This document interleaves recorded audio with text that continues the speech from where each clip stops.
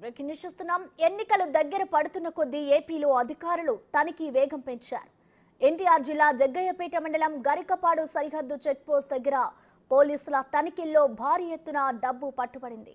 హైదరాబాద్ నుండి గుంటూరుకు లారీలో తరలిస్తున్న 8 కోట్ల రూపాయలను సీజ్ చేశారు. డబ్బు తరలిస్తున్న వారిని అదుపులోకి తీసుకొని విచారణ చేస్తున్నారు.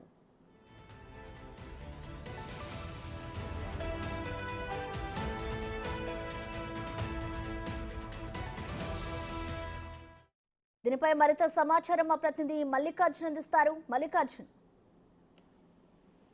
ప్రసన్న, ఏదైతే ఎన్నికలు సమీపిస్తున్న వేళ కూడా తాయిలాలకు సంబంధించి ఓటర్లను ప్రభావితం చేసేందుకు కూడా పార్టీలు అన్ని రకాలుగా సన్నాహాలు చేసుకుంటా ఉంటే దాంట్లో ప్రధానంగా డబ్బులు పంచడం కావచ్చు, అలాగే మద్యం, అలాగే వాళ్ళకి గృహాలకు సంబంధించిన వస్తువులు ఏమైనా పంచడం, ఇట్లాంటి బహుమతులు పంచడం వంటి చేస్తా ఉంటారు. నిన్న కూడా గొల్లపూడిలో కొంత నగదు కూడా స్వాధీనం చేసుకోవడం జరిగింది. ఇలాగే ఫ్లయింగ్ స్క్వాడ్ అనేది ఎన్నికల తనిఖీల్లో భాగంగా అటు చెక్ పోస్టుల వద్ద కానీ రాష్ట్ర వ్యాప్తంగా కూడా తనిఖీలు చేస్తా ఉంటారు. ఈ తనిఖీల్లో భాగంగా కూడా నగదు అనేది సీజ్ చేస్తా ఉన్నారు. ఇది రెగ్యులర్ ప్రాసెస్ గా జరుగుతున్న పరిస్థితి కూడా కనిపిస్తా ఉంది. ఇతర రాష్ట్రాల నుంచి ఇటు వస్తున్న వాహనాలను కూడా క్షుణ్ణంగా తనిఖీ చేసిన తర్వాత రాష్ట్రంలోకి అలౌ చేస్తున్న పరిస్థితి కూడా కనిపిస్తా ఉంది. అదే కోణంలో ఈ రోజు ఆ అంతర్రాష్ట్రం నుంచి అంటే జగ్గయ్యపేట మండలం గరికపాడు చెక్ పోస్ట్, అంతర్రాష్ట్ర చెక్ పోస్ట్ ఏదైతే ఉందో ఆ చెక్ పోస్ట్ లో కూడా ఒక లారీని కూడా తనిఖీ చేయడం జరిగింది. లారీలో భాగంగా ఒక క్యాబిన్ లో సపరేట్ గా ఒక క్యాబిన్ కి సంబంధించి డబ్బును దాచిపెట్టి ఒక 8 కోట్లకు పైగా డబ్బును